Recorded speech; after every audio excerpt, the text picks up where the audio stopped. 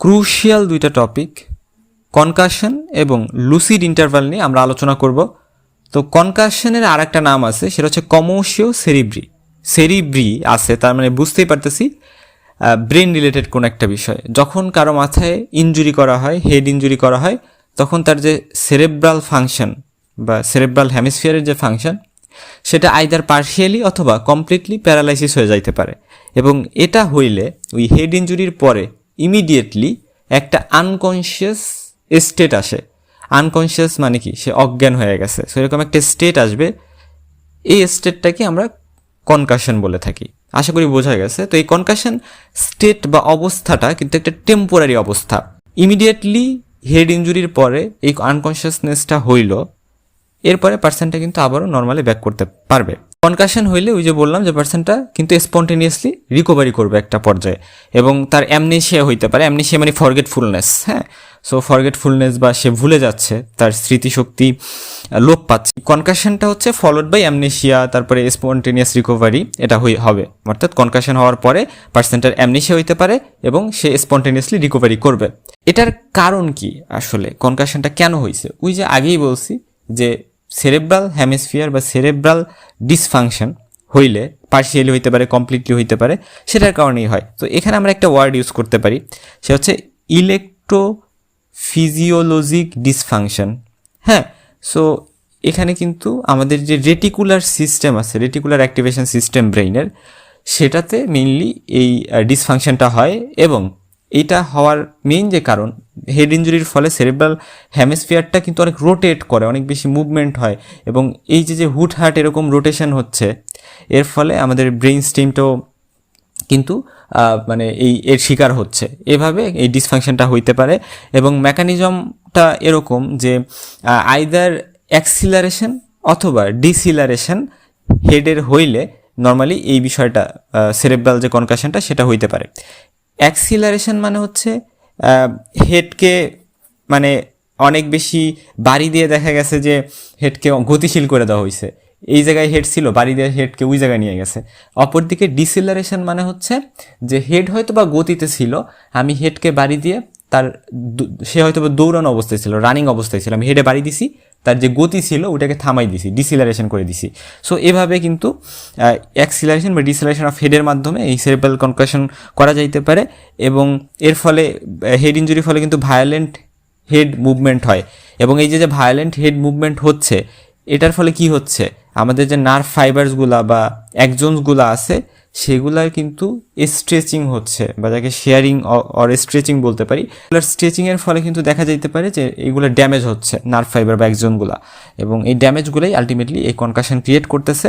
আমি যদি করোনালি হেডে বাড়ি দেই, ইনজুরি করি, তাহলে তার ফলে কিন্তু যে কনকাশনটা হবে সেটা বেশি সিভিয়ার হবে।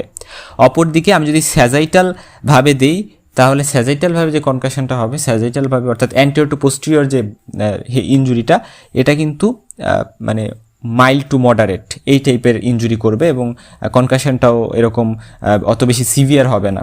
কনকাশনের ফিচার্স কি, অর্থাৎ মানুষের বডিতে কনকাশনের পরে মাসেলগুলো ফ্লাসিড বা নরম হয়ে যাবে, রিল্যাক্সড নেচারের হয়ে যাবে, এবং পিউপিলগুলো ডাইলেটেড হয়ে যাবে, নন রিয়াক্টিং অর্থাৎ কোনো রিয়াকশন শো করবে না। ডাইলেটেড আছে তো আছেই। পালস খুবই উইক পাওয়া যাবে, স্লো পাওয়া যাবে, আর রেসপিরেশনটাও স্লোলি হবে, শ্যালো হবে। হ্যাঁ, আর অটোপসি যখন আমরা করব, অটোপসিতে যে ফাইন্ডিংস আমরা পাইতে পারি, কনকাশন থাকা অবস্থায় দেখা গেছে একজন পার্সন মারা গেছে, সেক্ষেত্রে কিন্তু আমরা তেমন কোনো মানে নোটেবল, মানে চোখ দিয়ে দেখা যায় এরকম কোনো লেশন আমরা পাবো না, নাও পাইতে পারি আর কি। এবং দেখা যাইতে পারে যে স্কাটার্ড অনেকগুলো পিটেচিয়াল হেমোরেজ পাওয়া যাচ্ছে ব্রেইনের সাবস্টেন্সে, যেমন কর্টেক্সে অথবা ফোর্থ ভেন্টিকলে, হোয়াইট আর গ্রে ম্যাটারের জাংশনে বা পায়া ম্যাটারের নিচে।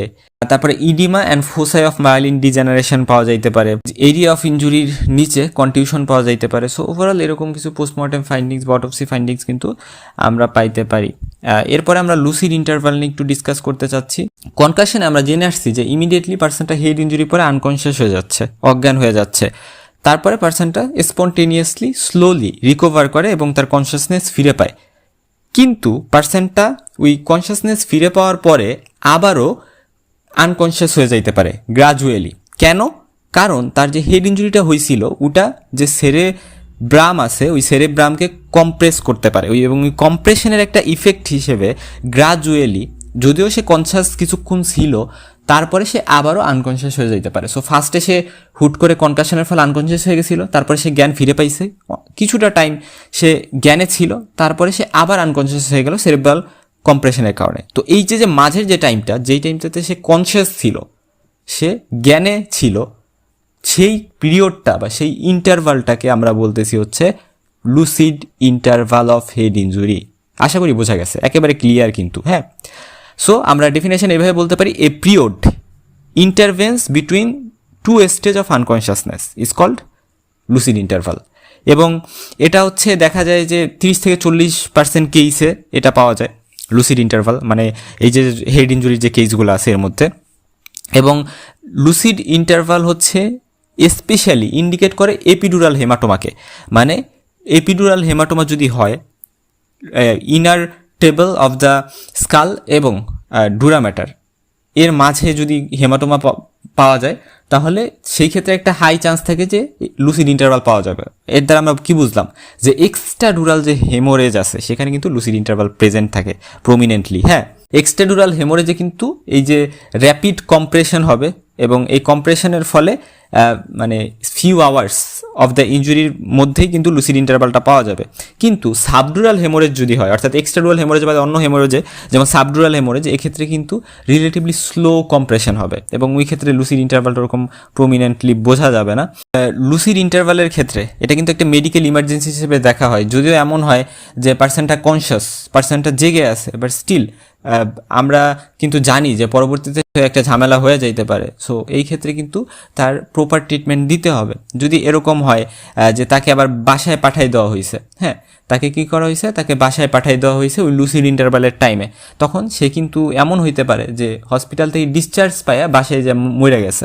সো এই যে বিষয়টা, এটাকে কিন্তু আমরা ডক্টরের নেগলিজেন্সের হিসেবে মানে চার্জ করতে পারি আমরা কোর্টে, মানে এটা ডক্টরের নেগলিজেন্স করছে এই হিসেবে ডক্টরকে কিন্তু সু করতে পারি বা ডক্টরের নামে কেস দিতে পারি। লুসিড ইন্টারভাল কিন্তু ড্রাঙ্কেননেস বা নেশাগ্রস্ত হিসেবেও অনেক সময় ট্রিট করা হইতে পারে। ফলে দেখা যাইতে পারে যে পুলিশ কাস্টডিতে দেখা গেছে ধরে নেওয়া হয়েছে একটা আসামিকে এবং সে পুলিশ কাস্টডিতে মারা গেছে। হ্যাঁ, সো মনে হয়েছে যে সে হয়তো বা নেশাগ্রস্ত, এইভাবে তাকে ধরা হয়েছে এবং সে পুলিশ কাস্টডিতে মারা গেছে। সো এরকমও হইতে পারে কিন্তু। হ্যাঁ।